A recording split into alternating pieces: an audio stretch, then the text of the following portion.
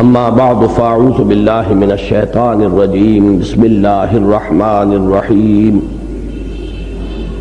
لو انزلنا هذا القرآن على جبل لرأيته خاشعا متصدعا من خشية الله وتلك الأمثال نضربها للناس لعلهم يتفكرون هو الله الذي لا إله إلا هو عالم الغيب والشهادة هو الرحمن الرحيم هو الله الذي لا إله إلا هو الملك القدوس السلام المؤمن المهيمن العزيز الجبار المتكبر سبحان الله عما يشركون هو الله الخالق البارئ المصور له الأسماء الحسنى يسبح له ما في السماوات والأرض وهو العزيز الحكيم صدق الله العظيم رب اشرح لي صدري ويسر لي أمري واحلل عقدة من لساني يفقهوا قولي اللهم ربنا زدنا ایمانا وہدا وعلما نافعا وعملا صالحا ورزقا حلالا طیبا اللهم ربنا الہمنا رشدنا واعذنا من شرور انفسنا آمین یا رب العالمین۔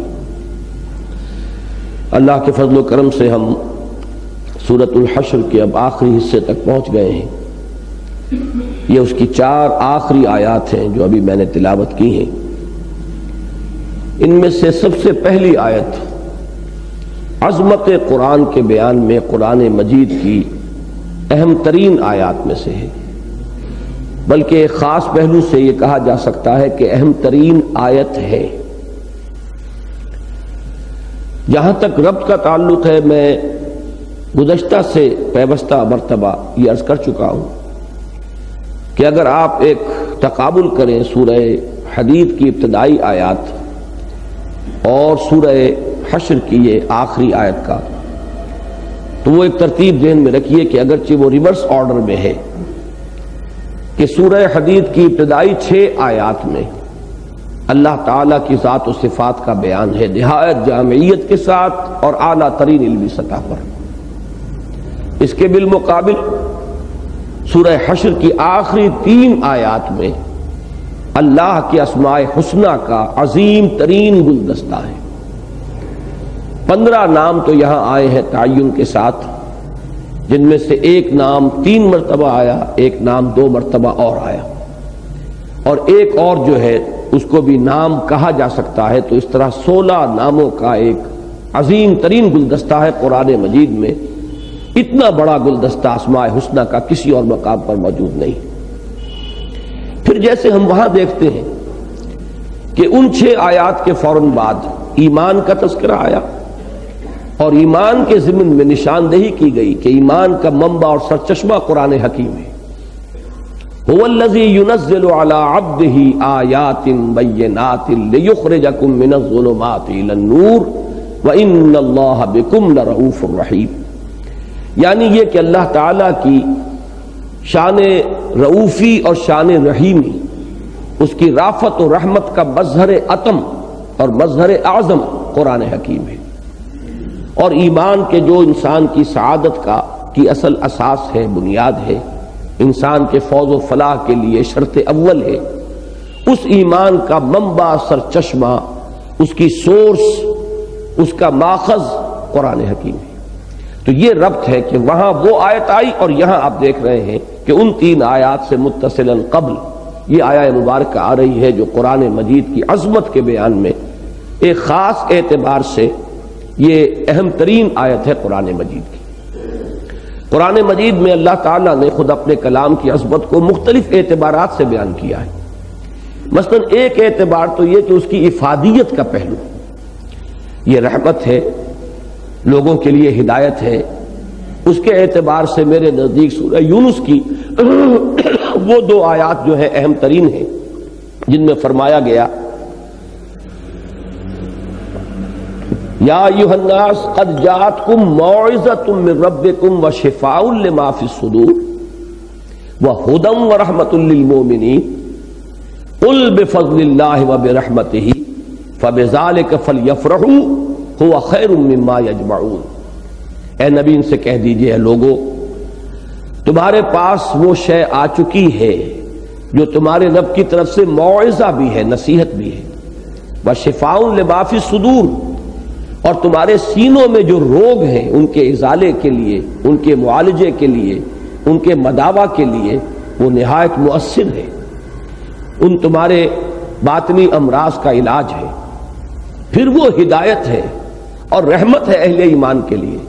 اور آگے فرمایا اچھی طرح جان لو، قل بفضل اللہ وبرحمتہ، یہ اللہ کے فضل اور اس کی رحمت کا ظہور ہے، مظہر اتم ہے۔ اور فرمایا فبذلک فلیفرحوا، انہیں چاہیے کہ اس پر خوشیاں منائیں، ہوا خیر مما یجمعون، اس لیے کہ جو کچھ چیزیں یہ جمع کرتے ہیں، مال و اسباب دنیاوی اور دولت و ثروت، ان سب سے کہیں زیادہ قیمتی متاع یہ ہے۔ تو افادیت کے اعتبار سے قرآن مجید کی عظمت کا بیان میرے نزدیک سورہ یونس کی ان 2 آیات میں ہے۔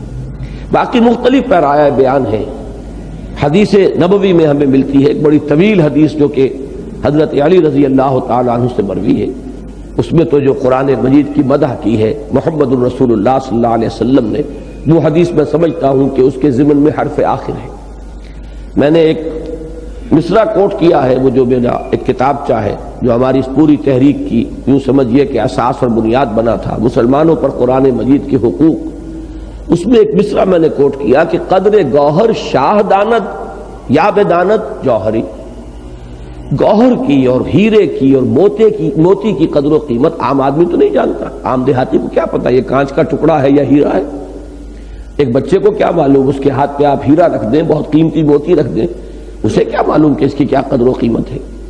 ہاں اس کی قدر و قیمت یا تو بادشاہ کو معلوم ہے جو ہیروں اور جواہرات میں کھیلتا ہے، جس کا یہ مشغلہ ہے، جس کا اوڑھنا بچھونا ہے، یا پھر وہ جوہری کے جو ماہر فن ہے وہ جانتا ہے کہ کس ہیرے کی کیا قدر و قیمت ہے، کس کی کیا مالیت ہے۔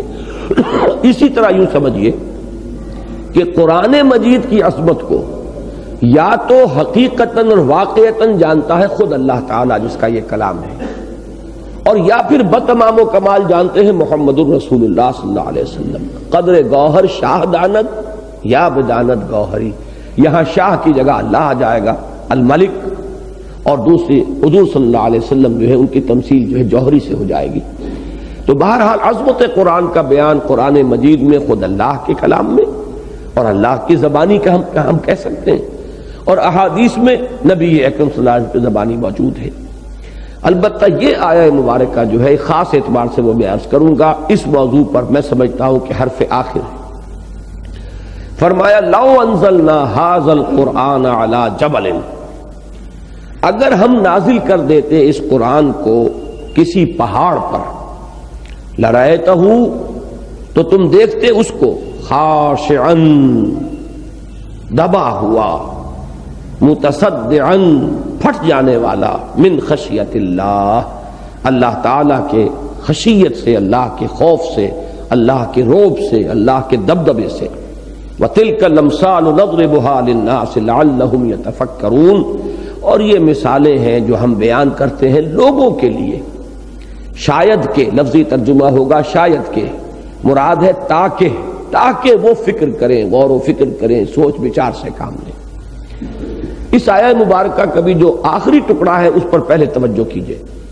قرآن مجید میں یہ الفاظ بار بار آئے ہیں، وہ جو عظیم ترین تمثیل ہے ایمان کے لیے، اللہ نور السماوات والارض، وہاں بھی آیا ہے وَتِلْكَ الْأَمْثَالُ نَضْرِبُهَا لِلنَّاسِ وَاللَّهُ بِكُلِّ شَيْءٍ عَلِيمٌ۔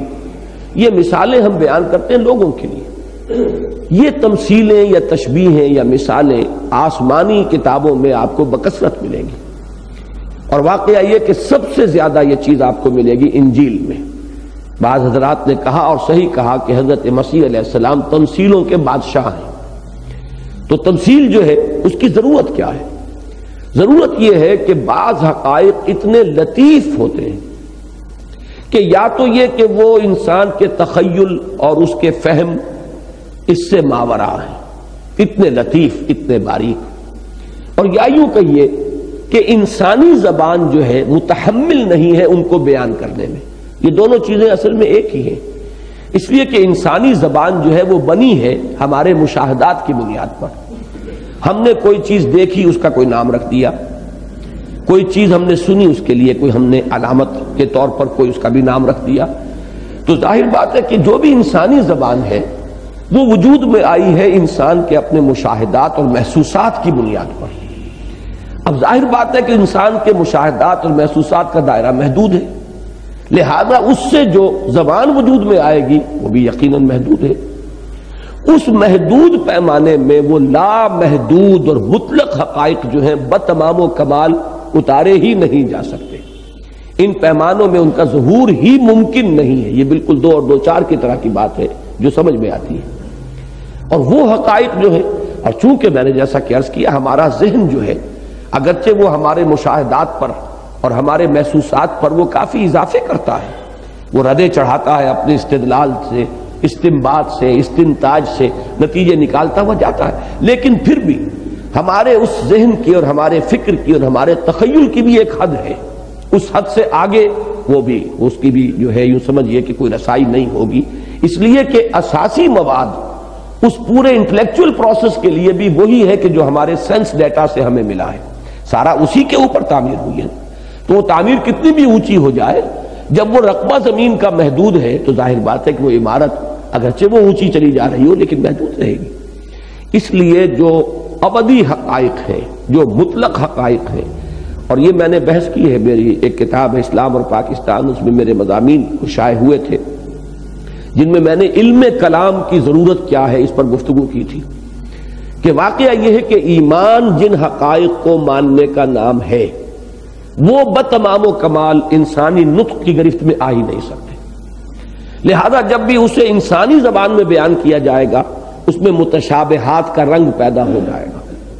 ان متشابہات کے بارے میں جیسا کہ سورہ آل عمران کے آغاز میں ہے کہ ان کی اصل حقیقت کو اللہ کے سوا کوئی نہیں جانتا، اور وہاں پہ ہمیں جو ہے گھٹنے ٹیک دینے پڑتے ہیں، جیسے کہ میں 12 بیان کر چکا ہوں، سورہ حدید میں نے بیان کیا کہ اب اصل شے تو ہے معرفت ذات، معرفت رب۔ معرفت رب میں معرفت ذات جو ہے بیونڈ آور لیمٹس، جس کو آپ کہتے ہیں آؤٹ آف باؤنڈز، اللہ کی ذات تو وراء الورا ثم وراء الورا ثم وراء الورا۔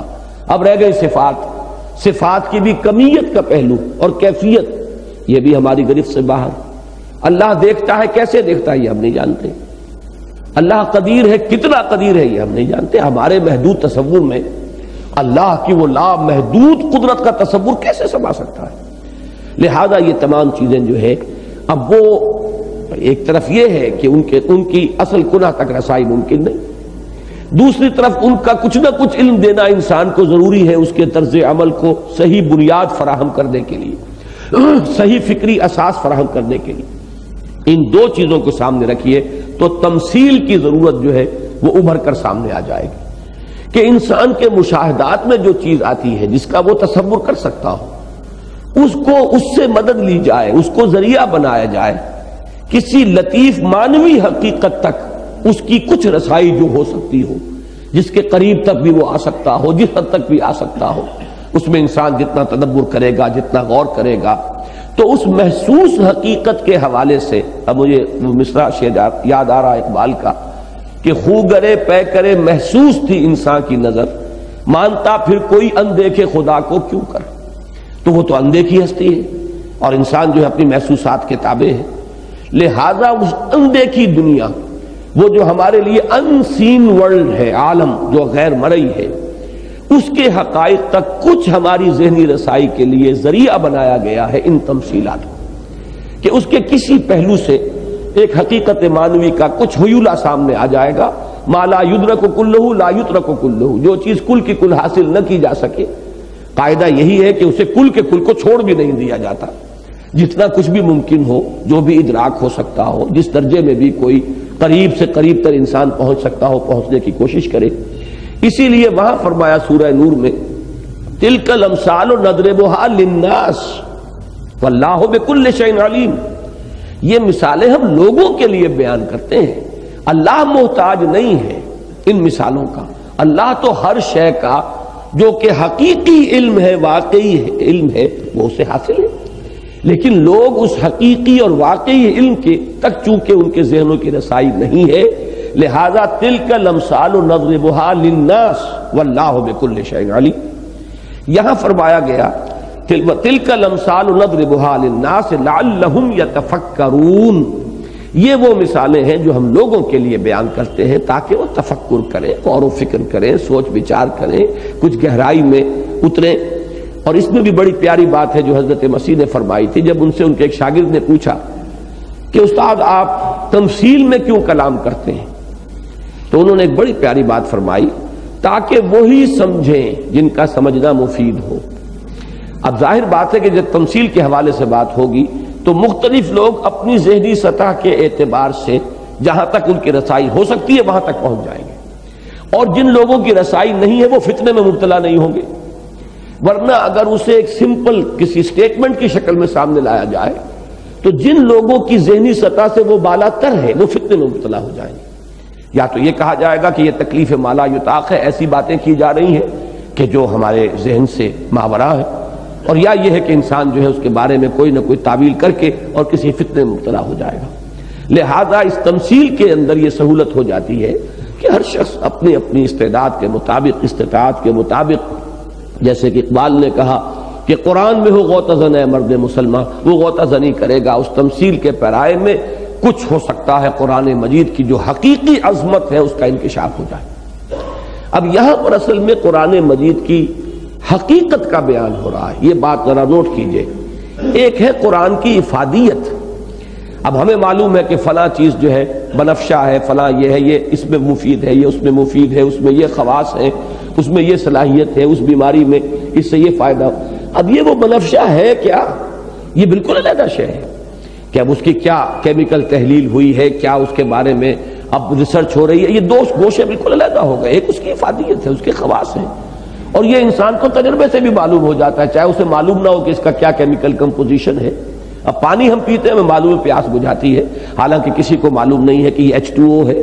اب بہت سے آپ کے دیہاتی انہوں نے کیا پتا اس میں ہائیڈروجن ہے، آکسیجن ہے، اور دو اس میں ایٹم اس کے ہیں اور ایک اس کا ہے، کچھ پتہ نہیں، لیکن یہ کہ پانی پیاس بجھانے والی شے ہے، یہ تو ایک تجربے کی بات ہے۔ اس اعتبار سے ایک پہلو قرآن کی عظمت کا وہ تھا کہ یا ایھا الناس قد جاءتکم موعظۃ من ربکم وشفاء لما فی الصدور وہدی ورحمۃ للمؤمنین قل بفضل اللہ وبرحمتہ فبذلک فلیفرحوا ھو خیر مما یجمعون۔ ایک یہ ہے اصل میں کہ قرآن اصل میں ہے کیا۔ اب اس کو پہلے سمجھ لیجئے، پھر اس تمثیل پر میں عرض کروں گا۔ قرآن اللہ کا کلام ہے، اور غور کیجئے اس پر۔ کلام جو ہے در حقیقت اس میں متکلم کی پوری شخصیت جھلکتی ہے، اس لیے آپ کہتے ہیں تانت باجی راگ پایا۔ ایک شخص نے دو جملے ادا کیے اور آپ کو اندازہ ہو گیا کہ ان کا مبلغ علم کیا ہے۔ ایک کوئی کنجڑا ہے، کوئی بھٹیارن ہے، اس کا ایک جملہ بتا دے گا کہ اس کے علم، فہم، اس کی تہذیب، اس کے تمدن کی کیا سطح ہے، اس کی کہاں تک رسائی ہے۔ اور کوئی عالم و فاضل ہے، منطقی ہے، فلسفی ہے، دو جملوں سے پتہ چل جائے گا کہ یہ کہاں ہے، کس جگہ سے بول رہے ہیں۔ تو گویا کہ پورے وجود کا عکس کامل جو ہوتا ہے متکلم کے، وہ اس کے کلام میں ہوتا ہے۔ ایک تو ہم الفاظ استعمال کرتے ہیں کہ face is the index of mind, میں اسی انداز میں کہہ رہا ہوں کہ کسی متکلم کی پوری شخصیت کی غمازی اور پوری شخصیت کی عکاسی در حقیقت اس کے کلام میں ہوتی ہے، اور یہ کلام اللہ ہے۔ یقیناً اس کے اندر جو کچھ ہے، اس کی جو تاثیر ہے، اس کی جو حقیقت ہے، اس کا ذات رب کے ساتھ بہت گہرا تعلق ہے۔ اب اس کے لیے دیکھیے، پہلے میں چاہوں گا کہ اس تمثیل کا ترجمہ تو سبھی کو معلوم ہے، ترجمہ ہم نے کر بھی لیا ہے، لیکن ذات باری تعالیٰ کی ایک تجلی کی کیفیت کیا ہے، یہ القرآن یفسر بعضہ بعضا کے حوالے سے دیکھیے، بالکل اسی کے قریب کے الفاظ آئے ہیں سورہ اعراف میں۔ حضرت موسیٰ علیہ السلام کا جو معاملہ ہوا کہ جب اللہ تعالیٰ نے انہیں کوہ طور پر طلب کیا، وَلَمَّا جَاءَ مُوسَىٰ لِمِيقَاتِنَا، اور جب موسیٰ پہنچ گئے ہمارے اس مقررہ وقت پر جو ان کے لیے معین کر دیا گیا تھا، وَكَلَّمَهُ رَبُّهُ، اور کلام فرمایا ان سے اس کے رب نے، قَالَ، انہوں نے عرض کیا، رب ارنی انظر الیک، پروردگار مجھے ذرا دیدار کی دولت بھی نصیب ہو جائے، میں دیکھنا چاہتا ہوں، میں تجھے دیکھنا چاہتا ہوں، مجھے دکھا کہ میں تجھے دیکھ سکوں۔ یعنی اب اس میں بالکل سیدھی سی بات ہے، چونکہ اس سے پہلے بھی مخاطبہ الہی ہو چکا، اب پھر مخاطبہ اور مکالمہ ہو رہا ہے، اور یہ مخاطبہ اور مکالمہ جس سے مشرف ہوئے حضرت موسیٰ علیہ السلام، سورہ شورى میں جو بیان ہوا من ورائے حجاب، یہ ورائے حجاب کلام ہے، ما کان لبشر ان یکلمہ اللہ الا وحیا او من ورائے حجاب۔ ورائے حجاب جو ہے وہ براہ راست مخاطبہ ہے، اللہ ہی کا مخاطبہ اور مکالمہ ہے، صرف یہ کہ ایک پردہ ہے، من ورائے حجاب ہے۔ وہی جیسے کہ سورہ احزاب میں فرمایا گیا کہ نبی کی ازواج سے اگر کوئی شے مسلمانوں تمہیں مانگنی ہو فاسألوہن من ورائے حجاب، لیکن ظاہر بات ہے کہ حجاب کے پرے سے جو بات بھی ام المومنین نے کہی ہے، امہات المومنین میں سے کسی نے، تو وہ انہی کی اپنی آواز ہے، ان کا اپنا کلام ہے۔ تو مخاطبہ اور مکالمہ براہ راست ہے، صرف من ورائے حجاب کا معاملہ ہے۔ یہاں تک پہنچنے کے بعد ظاہر بات ہے کہ انسان کی آتش شوق بھڑکتی ہے کہ یہ پردہ بھی بیچ میں حائل کیوں رہے پروردگار، جب یہاں تک مجھے سعادت نصیب ہوئی اور یہ تو نے میرا اعزاز و اکرام فرمایا، تو ذرا یہ پردہ بھی اٹھ جائے، میں تجھے دیکھنا چاہتا ہوں، تیرا دیدار چاہتا ہوں۔ قال رب ارنی انظر الیک قال لن ترانی، اللہ نے فرمایا تم ہرگز مجھے نہیں دیکھ سکو گے، ولکن انظر الی الجبل، لیکن ذرا پہاڑ کی طرف دیکھو، فإن استقر مکانہ فسوف ترانی۔ اب یہاں پہ ایک چیز محذوف ہے جو اگلے الفاظ میں جا کر واضح ہو جائے گی، یعنی وہ محذوف یہاں کیا ہے کہ ہم اس پہاڑ پر اپنی ایک تجلی ڈالیں گے، تو اگر وہ اپنے مقام پر کھڑا رہ جائے، جھیل جائے، برداشت کر جائے، سہ جائے، تو تم سمجھنا کہ تم بھی ہمیں دیکھ سکو گے۔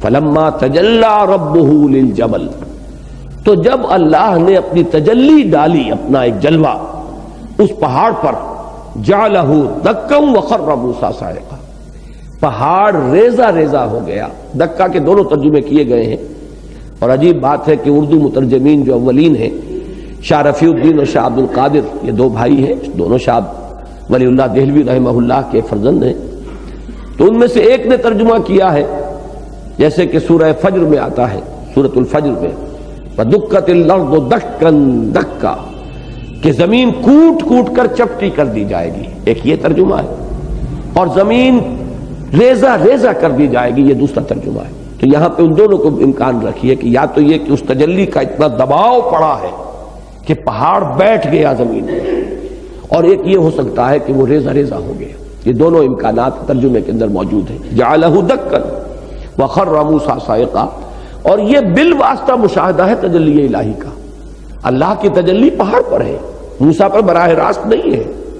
موسیٰ اس تجلی کا مشاہدہ بالواسطہ کر رہے ہیں کہ جب وہ پہاڑ پر گئی، اس لیے کہ الفاظ یہ آئے ہیں وَلَٰكِنْ انظُرْ إِلَى الْجَبَلِ، میری طرف مت دیکھو، پہاڑ کی طرف دیکھو، ہم اپنی ایک تجلی اس پر ڈالیں گے، اگر وہ جھیل جائے تو تم بھی سمجھنا کہ کوئی امکان ہے کہ تم ہماری تجلی کا تحمل کر سکو۔ فَلَمَّا تَجَلَّىٰ رَبُّهُ لِلْجَبَلِ جَعَلَهُ دَكًّا وَخَرَّ مُوسَىٰ صَاعِقًا، اور موسیٰ بے ہوش ہو کر گر گئے۔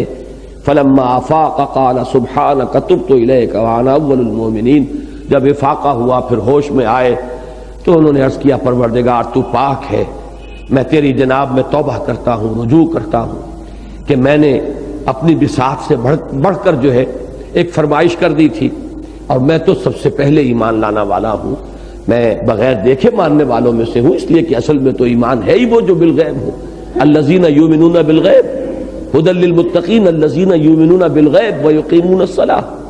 تو اب اس چیز کو دیکھیے، اور اس الفاظ جو اس آیت مبارکہ میں اس تمثیل میں آئے ہیں، ان دونوں کا تقابل کیجئے۔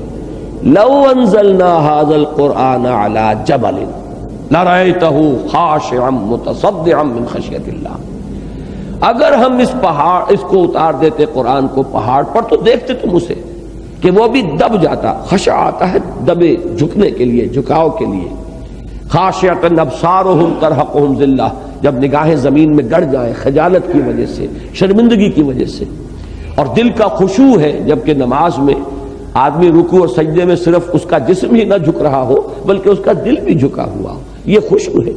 قد افلح المؤمنون الذین هم فی صلاتهم خاشعون. تو تم دیکھتے اس کو خاشعا متصدعا، صدع کا لفظ آتا ہے پھٹنے کے لیے، تو یہ پھٹ جاتا، ریزہ ریزہ ہو جاتا. یہاں ان دونوں الفاظ کو لا کر وہ دکا میں جو دو مفہوم تھے علیحدہ علیحدہ بیان کر دیا گیا. خاشعا دب جانا، وہ ترجمہ جو دکا کا کیا ان دونوں بھائیوں میں سے ایک نے کہ دب جا، کوٹ کوٹ کر چپٹا کر دیا جائے گا زمین کو، اور یہ کہ ریزہ ریزہ کر دیا جائے گا، پھاڑ دیا جائے گا. تو یہاں دونوں الفاظ آ گئے، خاشعا متصدعا من خشیت اللہ وتلک الامثال نضربها للناس لعلهم يتفکرون. اب اس کے اندر اصل میں اس سے زائد ہماری رسائی ہو نہیں سکتی کہ اس کا نتیجہ کیا نکلا کہ یہ جو کلام رب ہے قرآن حکیم، اس کے اندر وہی تمام صفات موجود ہیں کہ جو ذات باری تعالیٰ کی صفات ہے. اس میں پوری عکاسی ہے اور غمازی ہے ذات باری تعالیٰ کی. اس چیز کو میں سمجھتا ہوں، اور چونکہ میں نے بارہا کہا ہے کہ اس دور میں کم سے کم مجھے علامہ اقبال جس درجے قرآن کی عظمت سے واقف ہوئے، یا میرے الفاظ تو یہ ہیں جو میں نے علامہ اقبال اور ہم نے استعمال کیے ہیں، کہ جس درجے ان پر انکشاف ہوا ہے قرآن مجید کی عظمت کا، مجھے آس پاس بھی کوئی شخص نظر نہیں آتا. اب میں پھر عرض کر دوں کہ علامہ اقبال کو میں کوئی ولی اللہ نہیں مانتا، علامہ اقبال کو میں کوئی محدث یا کوئی فقیہ نہیں مانتا، وہ کوئی واجب الاتباع آدمی نہیں ہے، وہ اپنی جگہ پر معاملہ ہے، فکر انسانی کا جو معاملہ ہے. جیسے کہ علامہ نے کہا ہے غالب کے لیے کہ فکر انسان پر تیری ہستی سے یہ روشن ہوا ہے پرے مرغ تخیل کی رسائی تا کجا. تو غالب کی مدح میں یہ شعر کہا ہے. میں یہ کہتا ہوں کہ یہ شعر در حقیقت خود ان پر راست آتا ہے کہ ایک تو یہ کہ حقیقت انسان کو جیسا انہوں نے سمجھا اس دور میں، اور ان کے جو جس کے لیے کہ عنوان اب فلسفہ خودی ہے، مجھے اس کے آس پاس بھی کوئی نظر نہیں آتا. اسی طرح عظمت قرآن کا جو انکشاف ان پر ہوا ہے، میری معلومات کی محدودیت ہو سکتی ہے، لیکن بہرحال جتنی بھی میری معلومات ہیں، اب اس 56واں برس میری عمر کا جو ہے اب وہ مکمل ہوا چاہتا ہے، لیکن یہ کہ اب تک جو بھی کچھ میری معلومات ہے، عظمت قرآن کا جو انکشاف علامہ اقبال پر ہوا ہے، میرے علم میں کوئی دوسری شخصیت کسے باشد اس کے آس پاس بھی نہیں. اب دیکھیے ان کے الفاظ کیا ہیں. فاش گویم آنچ در دل مزبرست، ذرا غور کیجئے، یہ الفاظ آج سمجھ میں آئیں گے اس آیہ مبارکہ کے ضمن میں. فاش گویم آنچ در دل مزبرست، این کتاب نیست چیز دیگر است. اب معاملہ واضح ہو رہا ہے. این کتاب نیست، اسے کتاب نہ سمجھ بیٹھنا، یہ کتاب نہیں کچھ اور ہے. اب کچھ اور کیا ہے؟ مثل حق پنہاؤ ہم پیداستو.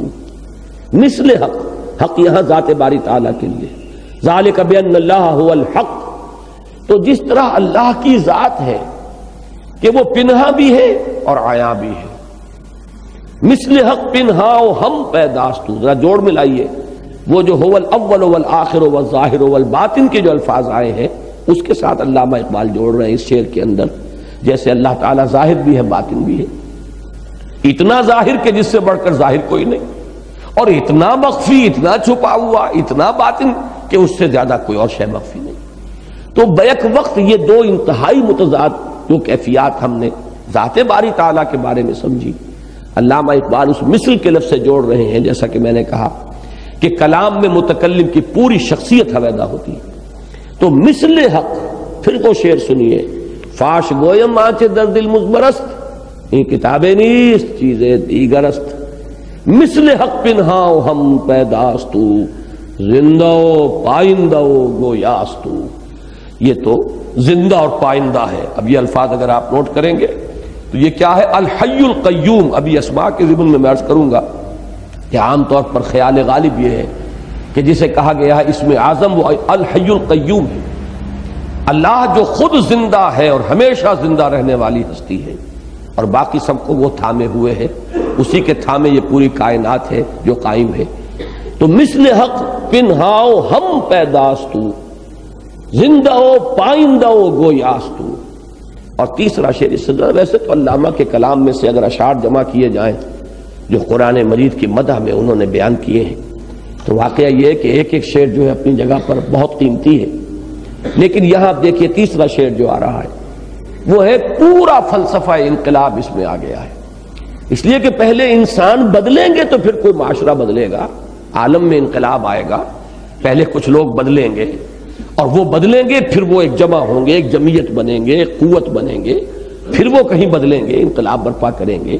تو آپ اس کو بوائل ڈاؤن کیجئے تو اصل تبدیلی تو انسانوں کی تبدیلی ہے کہ جو مطلوب ہے، اور انسانوں کی تبدیلی میں ان کی باطن کی تبدیلی ہے کہ جو اصل مطلوب ہے۔ ظاہری تبدیلی جو ہے لوگوں کی ریاکاری کے لیے، دکھاوے کے لیے انسان اپنے اوپر تکلفاً طاری کر لے، یا کسی آرڈیننس کے ذریعے سے نماز جو ہے وہ نافذ کر دی جائے، تو یہ تبدیلی تو کوئی تبدیلی نہیں، یہ تو بے بنیاد تبدیلی ہے، اس کے لیے کوئی قرار نہیں۔ ما لہا من قرار، جیسے کہ ایک جگہ مثال دی گئی ہے کہ ایک ایسے پودے بھی ہوتے ہیں اجتثت من فوق الارض ما لہا من قرار، کہ شجرہ خبیثہ تو ایسا ہوتا ہے اس کی جڑ گہری ہوتی ہی نہیں، ذرا سا اس کو جھٹکا تو نکل آتا ہے، اس لیے کہ اس میں قرار ہے ہی نہیں۔ تو خارج سے تکلفاً یا تصنعاً یا جبراً اگر کوئی تبدیلی جو ہے وہ ٹھوسی جائے گی تو اس کو تو ما لہا من قرار، اس کے لیے کوئی قرار نہیں ہے۔ تبدیلی وہ تو ہے جو اندر آئے۔ اندر کی تبدیلی کیسے آئے گی؟ یہ قرآن اندر جذب ہوگا تو تبدیلی آئے گی۔ یہ پورا فلسفہ جو ہے بیان کیا ایک شعر میں، مثل حق پنہاؤ ہم پیداستو، زندہ و پائندہ و گویاستو، چوں بجاں در رفت جہاں دیگر شود، جہاں چو دیگر شد جہاں دیگر شود۔ جب یہ قرآن کسی انسان کے اندر اتر جاتا ہے، سرایت کر جاتا ہے، اس کے فکر میں اترے گا، اس کے دل پر نازل ہوگا۔ تیرے ضمیر پہ جب تک نہ ہو نزول کتاب، گرہ کشا ہے نہ رازی نہ صاحب کشاف، یہ تمہارے قلب و ذہن کے اندر سرایت کرے گا تو اندر تبدیلی آئے گی۔ سوچ بدل گئی، نظریات بدل گئے، ویلیوز بدل گئیں۔ پہلے زندگی جو ہے سب سے قیمتی متاع معلوم ہوتی تھی، اب شہادت کی موت اس سے کہیں زیادہ قیمتی اور خوشائند نظر آ رہی ہے۔ زمین و آسمان کا انقلاب آ گیا۔ یہ انقلاب ہے کہ اس سے عالمی انقلاب بھی آ سکتا ہے۔ تو جہاں چو دیگر شد جہاں دیگر شود، جب اندر انسان کے تبدیلی آ جائے تو پہلا تو مطلب یہ ہوگا کہ اب پورا عالم اس شخص کے لیے تو بدل گیا نا، جب اندر بدل گیا اس کا، اب یہ دنیا اس کے لیے بدل گئی تو اس کا زاویہ ہی بدل گیا۔ اب اس کا حال یہ ہوگا، وہ جو اقبال نے ہی کہا ہے کہ یہ مال و دولت دنیا، یہ رشتہ و پیبند، بتان وہم و گما، لا الہ الا اللہ۔ یہ نقطہ نظر کیسے پیدا ہوگا؟ چوں بجاں در رفت، جب یہ قرآن اندر نازل ہوگا، اندر اترے گا، اندر سرایت کرے گا قلب اور ذہن میں، تب یہ کیفیت اندر باقی۔ تو یہ ہے وہ عظمت قرآن کا معاملہ۔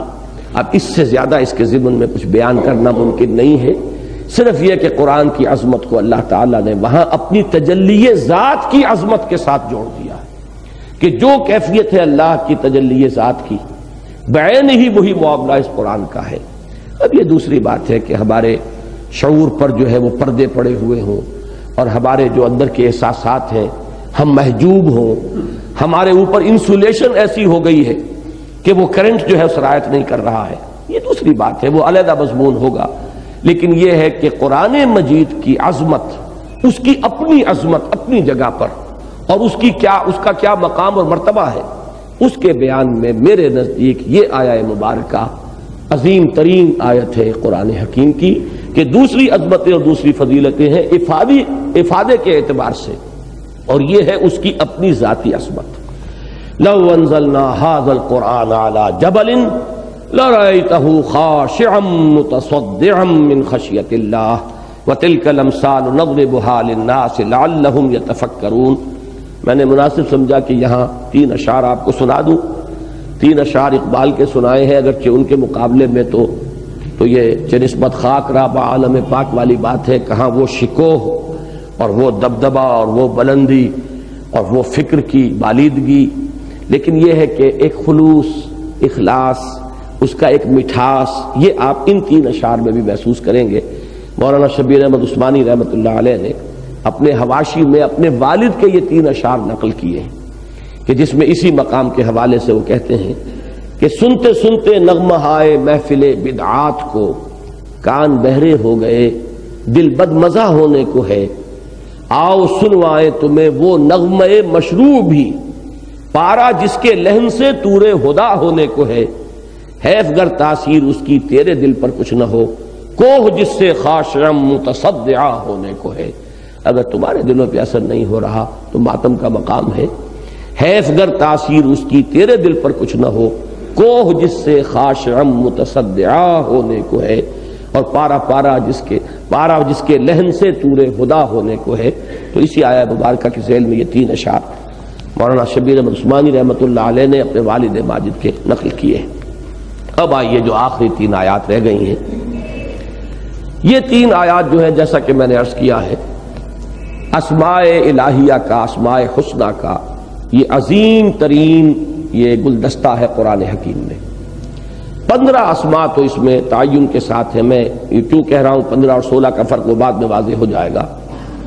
سب سے پہلی بات تو ذرا یہ سمجھ لیں، اسی ان 3 آیات میں سے جو آخری ہے اس میں جو الفاظ آئے ہیں وَلَهُ الْأَسْمَاءُ الْحُسْنَى، اسی کے لیے ہیں تمام اسماء حسنہ۔ تو اسماء حسنہ کا اس بات قرآن مجید سے متعدد مقامات سے ہوتا ہے۔ سورہ بنی اسرائیل کی کہ آخر میں بھی آیا ہے قُلِ ادْعُوا اللَّهَ أَوِ ادْعُوا الرَّحْمَٰنَ أَيَّمَّا تَدْعُوا فَلَهُ الْأَسْمَاءُ الْحُسْنَى۔ اسی طرح سورہ اعراف میں آیا ہے وَلِلَّهِ الْأَسْمَاءُ الْحُسْنَى فَادْعُوهُ بِهَا، اللہ کے ہیں اچھے نام، بس پکارو اسے ان کے ذریعے سے، اللہ کے ان ناموں کے ذریعے سے پکارو۔ وَذَرُوا الَّذِينَ يُلْحِدُونَ فِي أَسْمَائِهِ، چھوڑ دو، دفع کرو ان لوگوں کو جو اس کی اسماء کے اندر ٹیڑھ اور کجی کا راستہ نکال رہے ہیں۔ اسماء کا لفظ جو ہے پہلے تو یہ نوٹ کیجئے کہ عام طور پر ہماری گفتگو میں یہ بریکٹ ہو کر آتا ہے صفات کے ساتھ، اسماء و صفات، اور یہ ہمارے ایمان مجمل کے الفاظ میں بھی اسی طرح بریکٹڈ آیا ہے۔ آمنت باللہ کما ہوا باسمائہ وصفاتہ وقبلت جمیع احکامہ اقرار باللسان وتصدیق بالقلب۔ لیکن ایک چیز جو ذہن میں رہنی چاہیے وہ یہ ہے کہ جس طرح مثبت طور پر اسماء کا ذکر قرآن مجید میں صراحت کے ساتھ ہے کہ اللہ کے اسماء ہیں، اس میں ایک فرق تو ہوا ہے، لہ الاسماء الحسنى کا ترجمہ 2 کیا گیا ہے، تمام اچھے نام اللہ ہی کے ہیں اور اللہ کے تمام نام اچھے ہیں، ان دونوں ترجمے ممکن ہیں نحو کی روح سے۔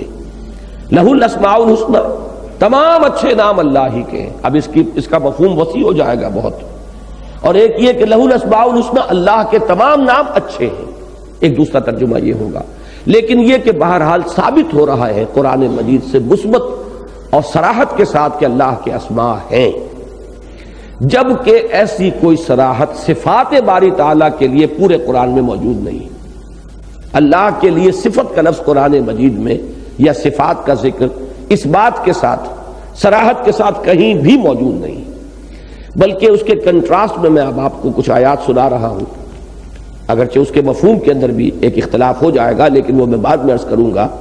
یہ 6 آیات میں نقل کر کے لایا ہوں جن میں صفات کی ایک طرح کی نفی سامنے آتی ہے، یعنی نفی کے ذکر میں تو لفظ صفت آیا ہے قرآن مجید میں، اس بات کے انداز میں کہیں اللہ کے لیے لفظ صفت قرآن مجید میں نہیں آیا۔ سورہ انعام میں فرمایا سبحانہ وتعالی عما یصفون، پاک ہے اور بہت بلند ہے وہ ان سے کہ جو وہ صفات بیان کر رہے ہیں یا جو وصف وہ بیان کر رہے ہیں۔ سورہ انبیاء میں فرمایا سبحان اللہ رب العرش عما یصفون، سورہ مومنون میں فرمایا سبحان اللہ عما یصفون، سورہ صافات میں پھر فرمایا سبحان اللہ عما یصفون، سورہ صافات میں پھر دوبارہ آیا سبحان ربک رب العزت عما یصفون، اور سورہ زخرف میں فرمایا سبحان رب السماوات والارض رب العرش عما یصفون، کہ جو وصف یہ بیان کر رہے ہیں اللہ کے، اللہ ان سے پاک ہے، اعلیٰ ہے، عرفہ ہے، منزہ ہے۔ تو یہ نفی کا تو ایک اسلوب آ گیا۔ مثبت کا بھی کہیں ہوتا کہ اللہ کی صفات تو یہ ہے، یہ نہیں ہے جو یہ بیان کر رہے ہیں تو بات اور ہو جاتی، لیکن قرآن مجید میں کہیں بھی صفت کا لفظ اللہ کے لیے مثبت انداز میں صراحتاً مذکور نہیں۔ اس لیے ایک رائے یہ ہے کہ در حقیقت اللہ کی یہ صفات ہے ہی نہیں، اللہ کے نام ہی نام ہیں۔ صفات کے ماننے سے جو بہت سے پرابلمز پیدا ہوئے علم کلام میں ہیں، صفات ذات حق، حق سے جدا یا عین ذات، اور پھر پناہ لینی پڑی ہے اس میں کہ لا عین ولا غیر، صفت نہ اللہ کی ذات سے غیر ہے نہ عین ہے، یہ ساری بحثیں جو ہے نہیں آتی۔ ایک ہستی ہے، اس ہستی کے بہت سے نام ہیں، اس کے نام صفاتی ہیں یہ دوسری بات ہے، لیکن یہ کہ وہ تمام صفات، یہ ہم مانتے ہیں جو صفات کو تسلیم کرتے ہیں وہ بھی مانتے ہیں کہ اللہ کی تمام صفات یہاں تک کہ متضاد صفات بھی بیک وقت اس میں موجود ہیں۔ اگرچہ اللہ تعالیٰ کی بعض صفات انفعالی ہیں، یہی وہ چیزیں ہیں جس کی وجہ سے بعض حضرات ادھر تک چلے گئے ہیں کہ ہم صفات کا لفظ استعمال ہی کیوں کریں، کیوں نہ صرف اللہ کے لیے اسماء کا لفظ استعمال کریں جو قرآن مجید میں متعدد بار آیا، جبکہ صفات کے لیے کوئی بھی صراحتاً جو ہے اس بات قرآن میں نہیں آیا۔ اس لیے کہ بعض صفات انفعالی ہیں، اللہ تعالیٰ انتقام لیتا ہے، انتقام اب انفعالی ہے، انتقام تو لیتا ہے، ہوتا ہے کسی چیز سے غصے میں آ کر، اللہ غضب میں آتا ہے، غضب جو ہے تاثر ہے، آپ کے کسی کام سے میں متاثر ہوا، یا اللہ کو خوشی ہوتی ہے، اب اللہ کی خوشی جو ہے انفعالی بات ہے، تو اس میں بہت سی بحثیں شروع ہو جاتی ہیں۔ ان تمام بحثوں سے چھٹکارا ملتا ہے کہ آپ لفظ صفت استعمال ہی نہ کیجئے، قرآن نے جو لفظ استعمال کیا ہے اسی پر اکتفا کیجئے، وہ ہے اسماء، نام ہے۔ یہ لاہور شہر ہے، اس کا نام لاہور ہے، یہ فلاں شہر ہے، اس کا نام جو ہے فلاں ہے۔ اللہ کے اتنے نام ہیں۔ عربوں کا ایک ذوق تھا کہ وہ جس چیز سے محبت کرتے تھے اس کے بے شمار نام رکھتے تھے۔ شیر کے لیے 5000 الفاظ مل جائیں گے، تلوار کے لیے 5000 الفاظ مل جائیں گے، یہ ہے ان کی طلاقت لسانی، ان کی فصاحت اور بلاغت۔ تو ایک رائے یہ ہے، اگرچہ میں اس میں حتمی رائے اپنی نہیں دے رہا ہوں، لیکن یہ کہ مجھے ان میں کچھ دلیل میں جو ہے وزن معلوم ہوتا ہے کہ ہمیں اکثر و بیشتر اللہ کے لیے وہی لفظ استعمال کرنے میں زیادہ عافیت رہے گی کہ جو قرآن مجید میں خود صراحتاً آیا ہے، اور وہ ہے اسماء۔ اب اگلی بات یہ نوٹ کیجئے کہ احادیث میں صحیح احادیث بخاری اور مسلم کی، ان کے اندر بھی ذکر موجود ہے، اور پھر جو طبقہ ثانیہ کی کتابیں ہیں حدیث کی، ابن ماجہ اور ترمذی وغیرہ، ان میں تو صراحت کے ساتھ موجود ہے کہ اللہ کے 99 نام ہیں، للہ ان للہ 99 اسما، اللہ کے 99 نام ہیں، 100 میں ایک کم، بلکہ یہاں بھی آتا ہے کہ اللہ تعالیٰ چونکہ وطر ہے، یحب الوطر، اسے یہ وطر ہی پسند ہے، تو بجائے جفت کے طاق عدد جو ہے 99 وہی اللہ کے نام ہے۔ بخاری میں جو روایت ہے اس میں صراحت نہیں ہے، 99 ناموں کی تفصیل نہیں ہے۔ مسلم شریف کی روایت میں بھی تفصیل نہیں ہے۔ ترمذی کی روایت میں تفصیل آتی ہے، 99 نام دیے گئے ہیں، وہ نام یہ ہیں۔ اور دوسری کتابیں جو ابن ماجہ وغیرہ اور مستدرک ابن حاکم، ان سب کے اندر بھی تفصیل آئی ہے، لیکن ان میں فرق ہے۔ تو یہ بات تو تقریباً متفق علیہ ہے کہ اللہ کے 99 نام ہیں، صرف اس فرق کے ساتھ کہ بعض حضرات یہ کہتے ہیں کہ اللہ کے 99 نام ہیں تو اللہ علیحدہ رہے گا، 99 مزید ہوں گے تو یہ 100 بنیں گے، اور بعض حضرات کے نزدیک یہ ہے کہ اللہ بھی اس میں شامل ہے، کل نام 99 ہے۔ مجھے یہ دوسری رائے ہی زیادہ قوی معلوم ہوتی ہے، اس لیے کہ ساتھ ہی صراحت ان آیات میں بخاری اور مسلم کی روایات میں بھی یہ ہے کہ چونکہ اللہ تعالیٰ جو ہے اللہ وطر و یحب الوطر، تو وہ 99 ہی رہنے چاہیے، 100 اگر بن جاتے ہیں تو پھر تو وہ وطر نہیں رہے گا بلکہ وہ جفت ہو جائے گا، طاق عدد نہیں رہے گا۔ بہرحال یہ نام جو ہے اللہ تعالیٰ کے، ان کی تفصیلات جو مختلف روایات میں آئی ہیں، اس موضوع پر ایک بڑی بسیط کتاب لکھی ہے قاضی محمد سلیمان سلمان منصور پوری رحمۃ اللہ علیہ، جنہوں نے رحمت للعالمین کے عنوان سے حضور کی سیرت پر کتاب لکھی تھی، اور یہ جو کتاب ہے اسماء حسنہ کے عنوان سے ان کی مطبوعہ موجود ہے۔ جن حضرات کو زیادہ دلچسپی ہو اس کا مطالعہ کریں، لیکن یہ کہ میں نے صرف آپ کو انٹروڈیوس کرانے کے لیے، ایک تو یہ کہ صفت اور اسم میں فرق کیا ہے۔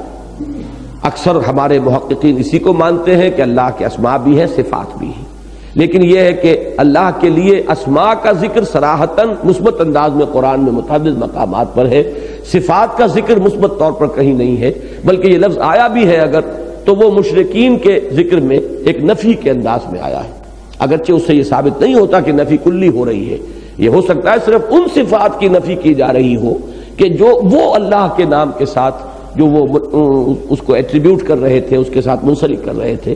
بہرحال یہ تو ہی ابتدائی باتیں، اب آئیے ان اسماء حسنہ پر کہ جو گلدستہ ہمارے سامنے آ رہا ہے۔ ایک بات اور نوٹ کر لیں کہ قاضی سلیمان رحمہ اللہ نے ساری روایات کو جمع کیا ہے تو 158 نام بنائے ہیں، لیکن یہ کہ وہ مختلف روایات میں، ایک میں 99 کچھ ہے، تھوڑا سا فرق ہے، دوسری میں کچھ ہے کچھ نہیں ہے، تو اس طریقے سے ٹوٹل جو بنتے ہیں وہ 158 ہیں، اور ان میں سے 8 یا 9 ایسے ہیں جو مرکب ہیں۔ ذوالجلال والاکرام مثلا یہ بھی ایک نام ہے، مالک الملک یہ بھی ایک نام ہے، اور یہ ترمذی کی روایت میں بھی موجود ہے کہ جو یوں سمجھیے کہ اہم ترین کتاب جو ہے ان 4 کتابوں میں سے کہ جو طبقہ ثانیہ میں شمار ہوتی ہیں ان میں ترمذی ہے، اور اس میں بھی یہ الفاظ، یہ نام اللہ کے موجود ہے، فعال لما یرید، رب المشرقین والرب المغربین۔ تو اس طرح کے کچھ الفاظ جو ہیں، کچھ نام مرکب بھی ہیں، اگرچہ جو ترمذی کی روایت ہے اس میں 2 ہی ہیں، لیکن باقی اگر آپ تمام کو جمع کریں گے تو 158 میں 8 اسماء جو ہیں وہ مرکب ہیں۔ اب لیجئے یہ شروع کیجئے۔ هو اللہ الذی لا الہ الا ہو، وہ اللہ ہے جس کے سوا کوئی الہ نہیں۔ سب سے پہلے تو یہاں اللہ کا سب سے اہم، سب سے عام اور سب سے زیادہ کثرت کے ساتھ قرآن مجید میں آنے والا نام جو ہے وہ آ رہا ہے ہمارے سامنے، جو ان آیات میں بھی 3 دفعہ آیا ہے، تینوں آیتوں میں موجود ہے، اور وہ ہے اللہ۔ اس نام کے بارے میں چند باتیں میں عرض کر دیتا ہوں۔ ہمارے ہاں جو صوفیانہ ذوق کے حامل لوگ ہیں وہ یہ کہتے ہیں یہ اللہ کا اسم علم ہے، اسم ذات ہے، یہ اسم جامد ہے، کہیں سے نکلا نہیں ہے، اس میں مشتق نہیں ہے۔ یہ اب یہ مشتق اور جامد یہ تو گرامر کی وہ اصطلاحات ہیں، کہیں آپ نے ہائی اسکول میں پڑھی ہوں گی کہ جیسے اب لاہور ہے، کہیں سے نکلا نہیں ہے، یہ لاہور لفظ ہے، اپنی جگہ پر جامد ہے، علامت کا کام دیتا ہے، ایک شہر کا نام ہے، اللہ اللہ خیر۔ لیکن یہ کہ ایک صفت کوئی ہے اور اس صفت سے کوئی نام بنا لیا جائے، عالم العالم، اب العالم جب بنے گا وہ نام بن جائے گا، وہ چونکہ اس میں معرفہ ہو گیا، لیکن یہ کہ وہ صفاتی نام رہے گا۔ تو جو ہمارے صوفیانہ مزاج کے حامل ہیں محققین، ہمارے سلف، ہمارے اسلاف، ان کی رائے یہ ہے کہ یہ اللہ کا اسم ذات ہے اور اسم جامد ہے، اسم علم ہے، جبکہ اکثر نحویین کا اس بات پر اجماع ہے کہ یہ بھی اللہ کا صفاتی نام ہے۔ میری ذاتی رائے بھی اس دوسری رائے کے حق میں ہے، بلکہ میں جرأت کر رہا ہوں اپنی ایک رائے کے اظہار میں، اور وہ چونکہ میں پہلے بھی بیان کر چکا ہوں اس لیے صرف دہرانے کے درجے میں بات ہے کہ جہاں تک ذات باری تعالیٰ کا تعلق ہے اس کے اسماء تو میرے نزدیک سورہ حدید میں آئے ہیں، هو الاول والآخر والظاہر والباطن، اور وہ واحد مقام ہے جہاں اسماء کے مابین حرف عطف واو آیا ہے۔ باقی پورے قرآن مجید میں یہیں آپ دیکھیں گے 4 بھی آئے ہیں، 8 بھی آئے ہیں، لیکن یہ کہ کہیں بھی ان کے درمیان حرف عطف نہیں۔ پورے قرآن مجید میں 2 کے تو ہزاروں جوڑے قرآن مجید میں اسماء باری تعالیٰ کے بن جائیں گے، لیکن یہ کہ علیم الحکیم، یا هو العلیم الحکیم، اب یہ تو آیات ختم ہو رہی ہیں، هو الغفور الرحیم، هو السمیع البصیر، هو العزیز الحکیم، جوڑے تو بے شمار ہیں، لیکن یہ کہ 4 بھی آئے، جیسے کہ سورہ جمعہ کی پہلی آیت میں یسبح للہ ما فی السماوات وما فی الارض الملک القدوس العزیز الحکیم، حرف واو نہیں۔ یہاں 8 آ رہے ہیں، الملک القدوس السلام المومن المہیمن العزیز الجبار المتکبر، کہیں حرف عطف نہیں۔ واحد وہ مقام ہے هو الاول والآخر والظاہر والباطن، اور وہی مقام ہے جہاں جو بھی کچھ ہمیں بتایا جا سکتا ہے اور بتایا گیا ہے، اور جس حد تک کسی درجے میں ہمارے ذہن کی رسائی ہو سکتی ہے ذات باری تعالیٰ کے ضمن میں، تو وہ تو ان 4 اسماء سے سمجھ میں آئے گی۔ باقی جتنے اسماء ہیں یہ سب صفاتی نام ہیں، اللہ تعالیٰ کا صفت کا نام ہے یہ بھی اللہ، اور یہ الالہ ہے اصل میں، الہن، یہ الہن جو ہے یہ نکرہ ہو گیا، معبود، اس کے معنی کیا ہے وہ میں بھی عرض کر دوں گا۔ اس پر جب الف لام داخل ہوگا الالہ، اور یہ دونوں لام جڑ گئے، بیچ میں کا الف جو ہے وہ اس میں سے حذف ہو گیا، تو یہ اب اللہ بن گیا۔ تو یہ دوسری رائے ہے۔ میں نے عرض کیا کہ پہلی رائے کہ یہ اس میں علم ہے، اس میں ذات ہے اور اس میں جامد ہے۔ دوسری رائے کہ یہ بھی صفاتی نام ہے اور الہ پر الف لام کے داخل ہونے سے بنا ہے، یہ بھی اللہ تعالیٰ کے دوسرے صفاتی ناموں کی طرح صفتی نام ہے۔ بہرحال میری رائے اس دوسرے کے حق میں جو میں عرض کر چکا۔ اب یہ کہ یہ نام اصل میں سب سے زیادہ کثرت سے استعمال ہوا قرآن مجید میں، اس کی وجہ کیا ہے کہ عربوں میں یہ نام پہلے سے بہت کثرت کے ساتھ مستعمل تھا۔ میرے نزدیک یہ سبب ہے، یہ ہے اصل وجہ، اس لیے کہ جس قوم سے بات کرنی ہے، جس قوم کو سمجھانا ہے، جو قوم مخاطب اول ہے، جسے آئندہ کے لیے انسٹرومنٹ بنانا ہے، ذریعہ بنانا ہے، ظاہر بات ہے کہ اس کی ذہنی سطح جو ہے اس کے مطابق کلام کرنا یہ حکمت کا تقاضا ہے، کلم الناس علی قدر عقولہم۔ تو یہی نام تھا جو معروف تھا، یہی نام تھا جو ان کے ہاں بہت زیادہ مستعمل تھا، لہذا قرآن مجید میں بھی سب سے کثرت سے یہ نام آیا ہے۔ میں یہ ہند سے عدد جو ہے نوٹ کر کے لایا ہوں کہ اللہ حالت رفعی میں قرآن مجید میں 980 مرتبہ آیا ہے، حالت نسبی میں اللہ یہ 592 مرتبہ آیا ہے، حرف جار کے ساتھ یا مضاف ہو کر مضاف الیہ ہو کر مجرور ہو کر اللہ ہے یہ 1125 مرتبہ آیا ہے، تو 2697 مرتبہ قرآن مجید میں یہ اللہ کا یہ نام اللہ وارد ہوا ہے۔ کل آیات جو ہے 6000 سے کچھ اوپر ہے، اس کا مطلب ہے تقریباً نصف تعداد ہے لگ بھگ قرآن مجید کی آیات کی کہ جس میں یہ اللہ کا نام قرآن مجید میں وارد ہوا۔ اب صرف ایک بات اور سمجھ لیجئے، قاضی سلیمان نے اپنی اس کتاب میں رحمہ اللہ 6 مفہوم بیان کیے ہیں اس مادے کے، الہا ولاہا، یہ مختلف اس کے شکلیں ہیں، لیکن عام طور پر یوں سمجھیے کہ 3 میں آپ اسے گروپ کر سکتے ہیں۔ الہ تو الی فلان، میں نے اس کی طرف رجوع کیا تسکین حاصل کرنے کے لیے، اور ایک لفظ آتا ہے ولہا، والہانہ، جیسے ہم اردو میں استعمال کرتے ہیں، اور اس میں ہے محبت، انتہائی محبت۔ ایک ہے الہ الفصیل و الی امہ، کہ اگر کہیں بکری ہے یا بھینس ہے یا گائے ہے یا اونٹنی ہے، اس کے بچے کو آپ نے دودھ پیتا بچہ اسے باندھا ہوا تھا، کہیں بھوکا تھا، ذرا کہیں رسی کھل گئی تو جس طرح وہ لپکتا ہے اپنی ماں کے تھنوں کی طرف، اس کے لیے کہتے ہیں کہ لپکا وہ بچہ اپنی ماں کی طرف، یعنی احتیاج میں اپنی ضرورت کو پورا کرنے کے لیے، اپنی مشکل کشائی اور حاجت روائی کے لیے رجوع کرنا کسی کی طرف، اس کے لیے بھی مادہ مستعمل ہے۔ ایک یہ کہ کوئی ایسی ہستی جو بہت اعلیٰ اور عرفہ ہو، جس کی کنہ تک رسائی ممکن نہ ہو، اس کے لیے بھی یہ مادہ مستعمل ہے۔ تو ان 3 چیزوں کو جمع کر لیجئے تو واقعہ یہ ہے کہ جامع ترین نام یہی بنے گا اللہ کا، اس پہلو سے کہ ایک ہے ایک تصور الہ جو کہ عوام الناس کا ہے، ذہنی سطح جن کی اونچی نہیں ہے، ان کے لیے اصل میں خدا کا تصور کیا ہے؟ حاجت روا، مشکل کشا، تکلیف رفع کرنے والا، رزق بہم پہنچانے والا، شفا عطا فرمانے والا۔ تو ان کا جو رجوع ہوتا ہے کسی معبود کی طرف، اس کی اصل جو اس کا جذبہ محرکہ ہوتا ہے وہ اپنی مشکل کشائی، اپنی حاجت روائی۔ یہ تو وہ ہو گیا کہ جو الہ الفصیل و الی امہ، اس میں جو مفہوم آتا ہے گویا کہ یہ سطح ہے عوام الناس کی، کہ یہ سطح ان کے ذہن کی ہے الہ کے بارے میں۔ اب خواص کو 2 حصوں میں تقسیم کیجئے۔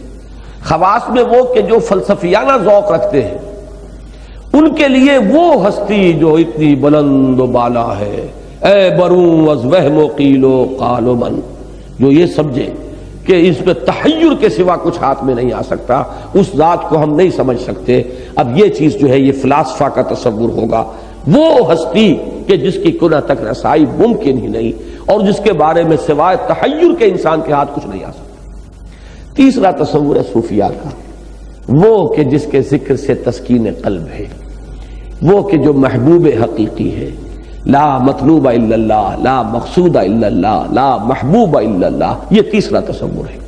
اب عجیب ہے یہ لفظ الہ، اس میں یہ تینوں چیزیں موجود ہیں کہ عوام الناس کی سطح جو ہے ذہن کی، اس کے مطابق الہ کا تصور، اور جو صوفیانہ مزاج کے اور اس بلند مقام پر ہوں ان کا جو تصور الہ ہے، اور جو غور و فکر کے اور سوچ بچار اور چیزوں کی کنہ کی چھان بین میں جو وہ اپنی ذہنی گتھیاں سلجھانے میں لگے ہوئے ہوں، جیسے کہ اقبال نے کہا کہ خرد کی گتھیاں سلجھا چکا میں، میرے مولا مجھے صاحب جنوں کر، تو وہ اس درمیانی مرحلے میں ابھی تھے، وہ تیسرے مرحلے تک جانا چاہ رہے تھے۔ تو ان تینوں کے لیے یہ 2 تصور الہ ہو سکتا ہے، وہ مفہوم بنیادی مادے میں موجود ہے، اور جب اللہ بنا ہے الف لام لگا کر، تو اب وہ ہستی جو حاجت روا، مشکل کشا، جو ہمارے لیے ضروریات کی بہم پہنچانے والی، تکلیفات کو رفع کرنے والی، دعاؤں کی سننے والی، شفا دینے والی، بیماری کو دور کرنے والی، ایک وہ ہستی کہ جس کی کنہ کو کوئی نہیں جان سکتا، اے بروں از وہم و قیل و قال و من، وہ ہستی کہ جس کے ذکر سے تسکین قلب ہے، الا بذکر اللہ تطمئن القلوب، وہ جو محبوب حقیقی ہے، وہ جو محبوب اصلی ہے۔ اب یہ تمام چیزیں جمع کر لیجئے تو اسے ایک لفظ اللہ میں موجود ہے۔ هو اللہ الذی لا الہ الا ہو، وہ اللہ ہے جس کے سوا کوئی معبود نہیں، عالم الغیب والشہادہ۔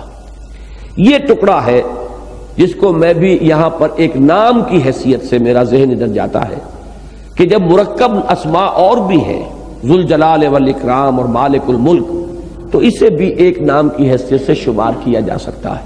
عالم الغیب والشہادہ، جاننے والا غیب اور حاضر اور غائب دونوں کا، جو سامنے ہے اس کا بھی اور جو چھپا ہوا ہے اس کا بھی۔ ایک بات یہاں نوٹ کر لیجئے کہ اسی پر ختم ہوتی ہے سورہ تغابن، عالم الغیب والشہادۃ العزیز الحکیم۔ سورہ تغابن کہ جو آخری ہے ان مسبحات میں سے، سورہ حدید، پھر سورہ حشر، پھر سورہ صف، پھر سورہ جمعہ، پھر سورہ تغابن۔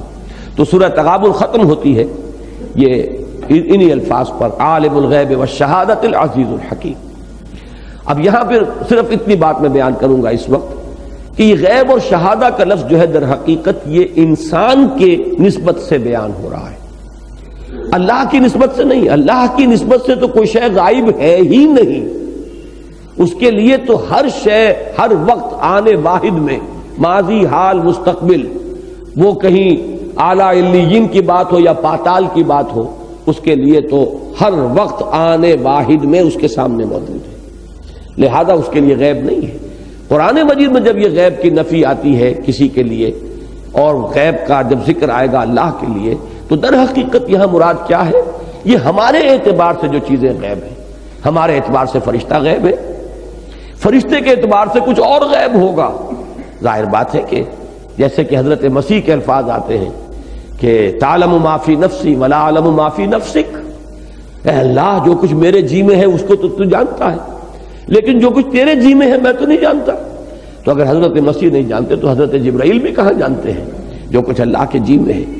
تو جملہ مخلوقات کے لیے کوئی نہ کوئی حد غیب کی ہے، اگرچہ مختلف ہوگا۔ ملائکہ کا غیب اور ہے، ہمارا غیب اور ہے، ہمارے غیب کا دائرہ بہت وسیع ہے، لیکن یہ ہے کہ بہرحال یہ لفظ جب غیب کا لفظ استعمال ہوگا تو صرف مخلوق کے حوالے سے ہوگا، اللہ کے لیے لفظ غیب کا اطلاق نہیں۔ لیکن پھر وہی مجبوری کہ ہمیں سمجھانی ہے نا بات، ہمارے حوالے سے بات کی جائے گی تو سمجھ میں آئے گی۔ تو عالم الغیب والشہادہ جو ہے وہ در حقیقت ہمارے حوالے سے لفظ آ رہا ہے، وہ کھلے اور چھپے کہہ لیجئے یا موجود اور غائب، جو چاہے الفاظ استعمال کریں، ان سب کا جاننے والا ہے۔ هو الرحمن الرحیم، وہ رحمان ہے اور رحیم ہے۔ ان دو اسماء کا بار بار میں نے پہلے بھی ذکر کیا تھا کہ ان اسماء کو تو خاص طور پر نمایاں کرنے کی ضرورت ہے، اور ہم کیا نمایاں کریں گے؟ اللہ نے نمایاں کیا۔ سورہ فاتحہ شروع اسی سے ہوتی ہے، آیت بسم اللہ میں اللہ رحمان الرحیم یہی تین الفاظ ہیں، اور یہی آیہ مبارک کا جو ہے قرآن مجید میں 114 مرتبہ موجود ہے، 113 مرتبہ سورتوں کے اوپر موجود ہے سورتوں سے پہلے، اور 114ویں مرتبہ چونکہ ایک سورت کے آغاز میں نہیں ہے سورہ توبہ کے، تو وہ تعداد پوری ہو جاتی ہے سورہ نمل کے اندر کہ انہو من سلیمان و انہو بسم اللہ الرحمن الرحیم۔ تو اس اعتبار سے سب سے زیادہ یہ الفاظ آ رہے ہیں، اور یہ رحمان اور رحیم میں جو نسبت ہے یہ بھی نوٹ کیجئے کہ واحد یہی ایک جوڑا ہے اسماء کا جو ایک مادے سے ہے، رحمت، مادہ ایک ہے، اسی سے لفظ رحمان، اسی سے لفظ رحیم۔ اور میں نے بارہا عرض کیا ہے، اس وقت نہیں ہے کہ ہمیں سب سے زیادہ احتیاج اصل میں اللہ کے اس نام کی ہے، لہذا اسی سے پکارو، اسی کے حوالے سے یا رحمان و یا رحیم، یہ جو ہے اللہ کو پکارنے کے لیے، اس لیے کہ ہمیں سب سے زیادہ احتیاج اللہ کی رحمت کی ہے۔ جیسا کہ حضور نے فرمایا صلی اللہ علیہ وسلم، اول تو یہ کہ اس دنیا میں جو بھی کچھ ہے، ایک حدیث میں آتا ہے کہ اللہ نے اپنی رحمت کے 100 حصے کیے، 99 اپنے پاس رکھے، ایک حصہ وہ ہے جو پورے خلق میں تقسیم کر دیا ہے۔ تو جو بھی شفقت اور محبت اور مودت اور باہمی رحمت جو بھی خلق کے اندر موجود ہے، ماں کی محبت اور شفقت اولاد کے لیے، حیوانات میں، انسانوں میں، بھائیوں کی محبت آپس میں، شوہر اور بیوی کی محبت آپس میں، یہ تمام محبتیں اللہ کی اس رحمت کے 100ویں حصے کا ظہور ہے جو کل خلق میں تقسیم کی گئی۔ گویا کہ یہی یہاں پہ ہمارے اس پورے نظام کو قائم رکھنے والی شے ہے، یہی رحمت ہے جس کی وجہ سے ماں بچوں کو پال رہی ہے، والدین اپنا پیٹ کاٹتے ہیں، انہیں کھلاتے ہیں، اپنا موٹا جھوٹا پہن لیں گے، انہیں اچھا پہنائیں گے، یہ سارا نظام چل رہا ہے اسی کے بل پر۔ اور اسی کو کہا گیا ہے، بہت پیارا شعر ہے کہ من نہ کردم خلق تا سودے کنم بلکہ تا بر خلق جودے کنم، میں نے یہ تخلیق اس لیے تو نہیں کی ہے کہ میرا کوئی فائدہ اس میں ہے، کوئی نفع مجھے اس سے حاصل کرنا ہے، بلکہ میں اپنی رحمت اور اپنی سخاوت کے ظہور کے لیے یہ مخلوق جو ہے اس کو میں نے تخلیق کیا ہے تاکہ میری رحمت کا ظہور ہو سکے اور میری سخاوت جو ہے اس کا ظہور ہو سکے۔ اسی میں یہ بھی آتا ہے کہ حضور نے فرمایا کہ کوئی شخص جنت میں داخل نہیں ہو سکے گا جب تک کہ رحمت خداوندی دستگیری نہ کرے۔ اب صحابہ حیران ہوئے اور پوچھا کہ کیا آپ بھی؟ آپ نے فرمایا ہاں میں بھی۔ تو معلوم یہ ہوا کہ سب سے زیادہ ہمیں احتیاج جو ہے وہ رحمت کی ہے، اللہ کی رحمت کا۔ بے رحمت کا استغیث یا حی یا قیوم، بے رحمت کا استغیث، پروردگار جو زندہ ہے، زندہ و پائندہ ہے، جس کے تھامے یہ کائنات قائم ہے، ہم تیری رحمت کا استغاثہ کر رہے ہیں، دعائی دے رہے ہیں تیری رحمت کی۔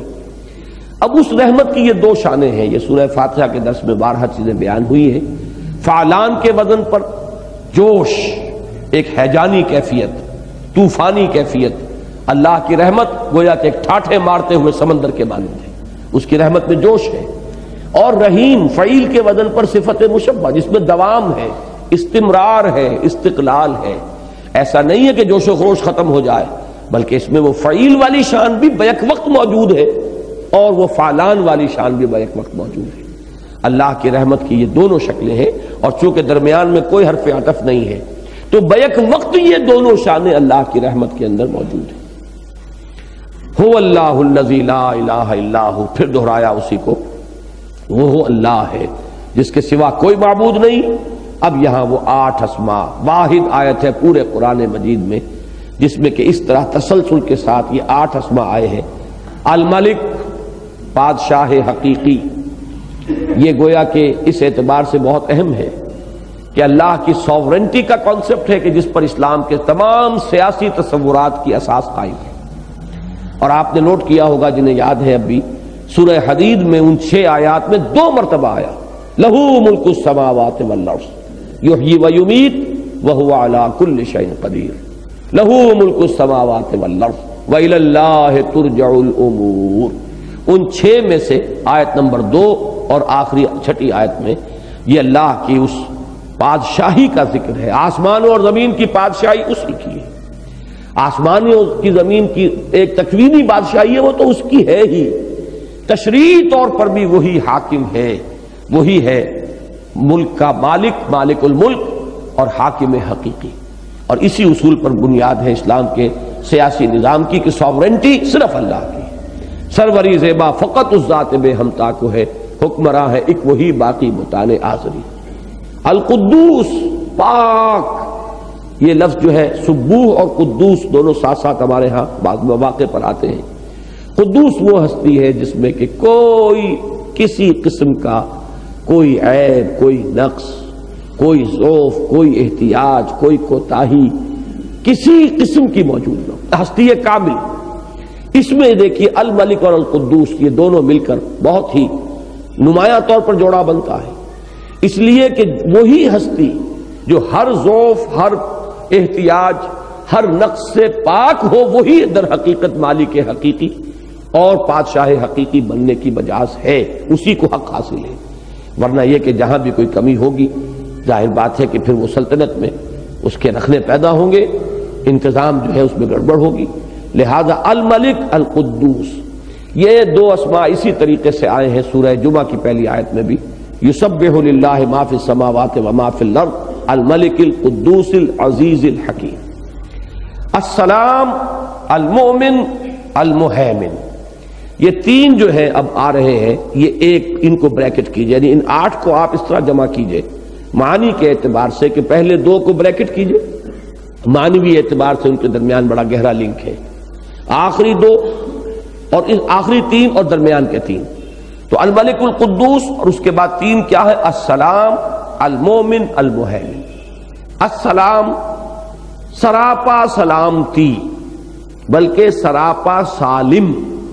اب یہ لفظ جو ہے سراپا سالم، جس کے اندر کہیں کوئی نقص نہیں، عیب نہیں، کوئی کمی نہیں، یہ القدوس کے ساتھ جڑ جائے گا. لیکن جو سراپا سلامتی ہے وہی سلامتی دینے والا ہے، سلامتی بخشنے والا ہے. وہ سراپا سلامتی بھی ہے اور سلامتی بخشنے والا بھی ہے. المومن لفظی ترجمہ ہے امن دینے والا، امن عطا فرمانے والی ہستی وہی ہے. اور یہ وہ امن جو داخلی امن ہے جو سورہ انعام میں فرمایا گیا، ای الفریقین احق بالامن ان کنتم تعلمون الذین آمنوا ولم یلبسوا ایمانہم بظلم اولئک لہم الامن وہم مہتدون. یہ داخلی امن اور سکون اگر حاصل ہو سکتا ہے انسان کو تو وہ صرف اللہ پر ایمان کے ذریعے سے. تو امن دینے والا. المہیمن، اس کے کئی ترجمے کیے گئے ہیں. یہ آتا ہے پرندے کے لیے، جب پرندہ اپنے بچوں کو اپنے پروں تلے چھپا لیتا ہے تو یہ حفاظت کا ایک مفہوم ہے. اس میں دو مفہوم ہے، حفاظت بھی اور نگرانی اور نگہبانی بھی. نگرانی اور نگہبانی دونوں جو ہے اس سے مفہوم ادا ہو گیا. نگہبانی میں حفاظت ہے اور نگرانی یہ ہے کہ ایک طرح سے یعنی کوئی کسی غلطی کا ارتکاب نہ ہونے پائے. تو المہیمن اللہ تعالی نگران ہے اور پناہ دینے والا ہے. العزیز، الجبار، المتکبر، ان تینوں کو بریکٹ کیجئے. العزیز وہ ہستی، بارہا عرض کر چکا ہوں، اور سورہ حدید کے شروع میں بھی جو اسماء آئے تھے، سبح للہ ما فی السماوات والارض وہو العزیز الحکیم. اور یہ سورہ مبارکہ شروع ہوئی تھی سبح للہ ما فی السماوات وما فی الارض وہو العزیز الحکیم. العزیز یہاں آیا ہے الجبار اور المتکبر کے ساتھ جڑ کر، لیکن اس سورہ مبارکہ کی آخری آیت میں پھر وہی الفاظ آئیں گے جوڑے میں، العزیز الحکیم، وہ جوڑا کہ جس میں حکیم اور عزیز ساتھ ساتھ آتے ہیں. العزیز وہ ہستی ہے جس کا اختیار مطلق ہے، کوئی چیلنج کرنے والا نہ ہو، کوئی لیمٹس موجود نہ ہو. اسی کے لیے فعال لما یرید، جو ارادہ کر لے کر گزرنے والا. اسے کسی سے سینکشن نہیں لینی، وہ کسی کے سامنے جواب دہ نہیں ہے.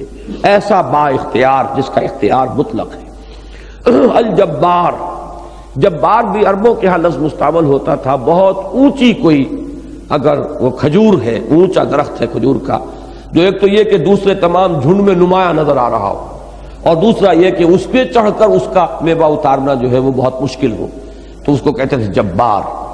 اب اس میں چونکہ لفظ ہمارے ہاں یہ عام طور پر اردو میں برے سینس میں استعمال ہوتا ہے، جابر اور جبار، اور یہ سینس بھی اس لفظ کے اندر اگرچہ موجود ہے، لیکن اس کا ایک اور اچھا رخ بھی ہے اس لفظ کا، اور وہ ہے کسر کا جبر. کہیں کوئی نقص ہے تو اس کو درست کرنا قوت کے ساتھ. جیسے کہ ہمارے لیے آیا ہے کہ نہیں انل منکر جو ہے اس میں ایک طاقت کا جو ہے سب سے اعلیٰ درجہ یہی ہے کہ بالید روکا جائے اور طاقت کے ساتھ جو ہے وہ بدی کا استحصال کیا جائے. تو جب کہیں کسی خامی کا اللہ تعالیٰ اس کا ازالہ فرماتا ہے تو قوت کے ساتھ ازالہ فرمانے والا، طاقت کے ساتھ اصلاح کرنے والا، اپنے غلبے کے ساتھ چیزوں کو درست کر دینے والا، وہ جبار. اس معنی میں وہ صرف بری جو ہمارے ہاں عام طور پر جبر اور کوئی کسی کے اوپر قہر اس کے انداز میں نہیں، بلکہ یہ کہ اصلاح کرنا جو ہے وہ بھی اس لفظ کے اندر ایک اس کے مفہوم میں شامل پہلو ہے.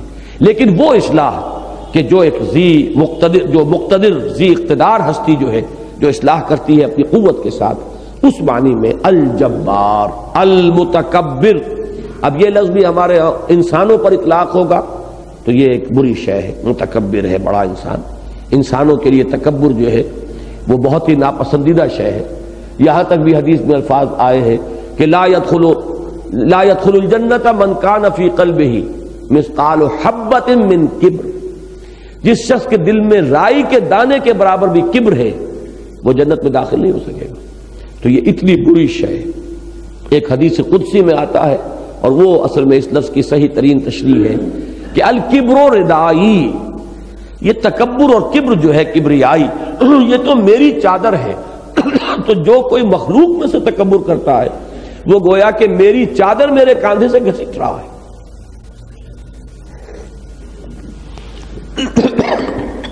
عربوں کے شرفاء کے لباس کا لازمی جز، جیسے کہ ہمارے ہاں بھی پٹھانوں میں یہ روایت ہے ان کی چادر ہوتی ہے، اور ظاہر بات ہے کہ ہر شخص کے سٹیٹس کے اعتبار سے ان کی وہ چادر ہوتی تھی کہ کس نے کیسا دوشالہ جو ہے کندھوں پر ڈالا ہوا ہے، کس کی چادر کتنی قیمتی ہے، کس بیچارے کی چادر جو ہے معمولی سی ہے، تو سٹیٹس کا تعین اس چادر سے ہوتا تھا۔ اور کسی شخص کی توہین کا سب سے زیادہ نمایاں طریقہ یہ ہوتا تھا کہ چادر گھسیٹ لی جائے اس کی۔ یہ چادر کا گھسیٹ لینا کسی کندھے سے گویا کہ اسے بے آبرو کر دینا ہے اور اس کی توہین ہے۔ تو اللہ تعالیٰ نے یہ مثال جو ہے اختیار فرمائی کہ الکبر ردائی، یہ تکبر جو ہے، کبریائی، یہ میری چادر ہے۔ جو شخص بھی تکبر کرتا ہے وہ در حقیقت ایسے جیسے میری چادر کو میرے کندھے سے گھسیٹ رہا ہے، اور اس کے خلاف میرا اعلان جنگ ہے۔ تو یہ تکبر جو ہے المتکبر۔ اب تکبر کا ایک انداز تو یہ ہے کہ کوئی شخص بڑا نہیں ہے اور بڑا بن رہا ہے، تو مخلوقات میں سے کوئی بڑا نہیں ہے اور بن رہا ہے۔ اللہ فی الواقع بڑا ہے اور وہ اپنی بڑائی کا اعلان کرنے والا ہے، اپنی بڑائی کا ڈنکے کی چوٹ جو ہے وہ اعلان کرتا ہے۔ تو یہ ہے المتکبر۔ یہ 8 اسماء آئے، الملک القدوس، السلام، المومن، المہیمن، العزیز، الجبار، المتکبر۔ سبحان اللہ عما یشرکون، پاک ہے اللہ ان چیزوں سے جو یہ شرک کر رہے ہیں۔ جو یہ صفات اللہ کی طرف جو میں نے آیات آپ کو سنائی، سبحانہ و تعالی عما یصفون، تو یہ جو ان لوگوں نے جو صفات گھڑ لی ہے، یا جو بھی اللہ کے ساتھ ذوف اور احتیاج کے تصورات جو ہیں وہ منسوب کر دیے ہیں۔ مثلا اب سارے شرک کی بنیاد یہ ہے کہ جیسے بڑا بادشاہ ہوتا ہے تو اس بادشاہ کے نائبین ہوتے ہیں، سپہ سالار ہوتے ہیں، اس کی ساری قوت کا دار و مدار انہی پر ہوتا ہے۔ نائبین اگر نہ ہو، یہ 30 ہزاری 20 ہزاری 50 ہزاری منصب دار ہوگے تو بادشاہ کی طاقت ہوگی نا۔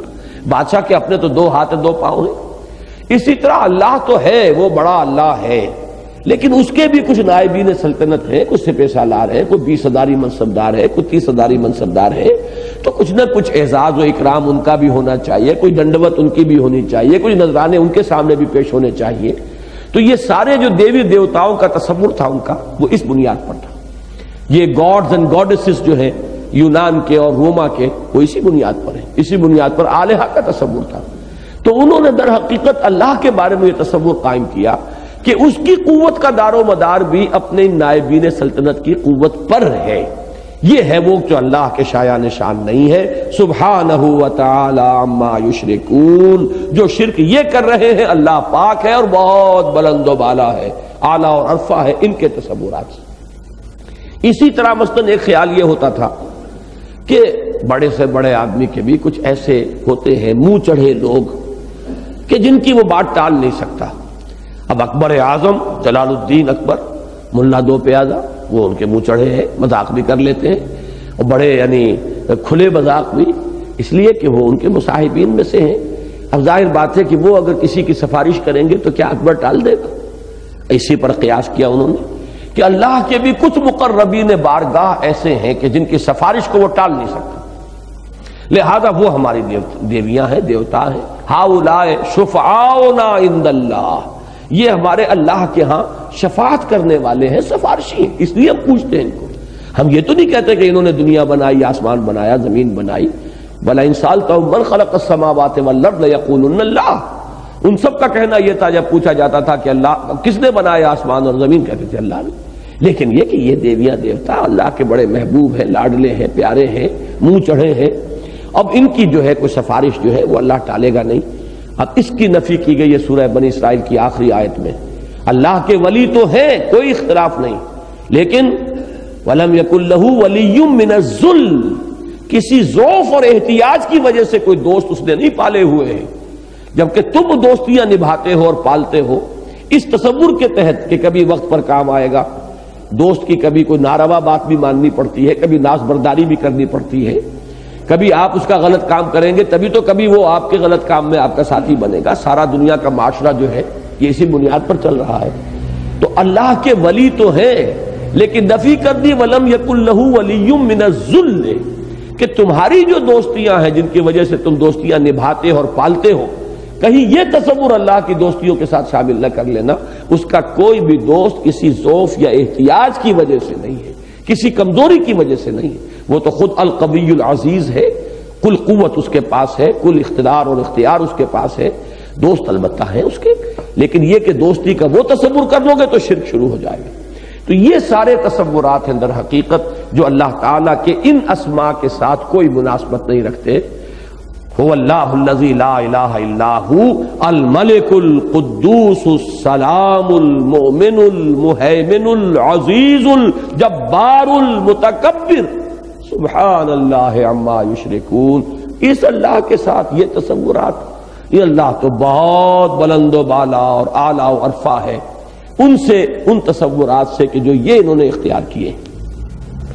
هو اللہ الخالق البارئ المصور، وہ ہے اللہ جو خالق بھی ہے، باری بھی ہے اور مصور بھی ہے۔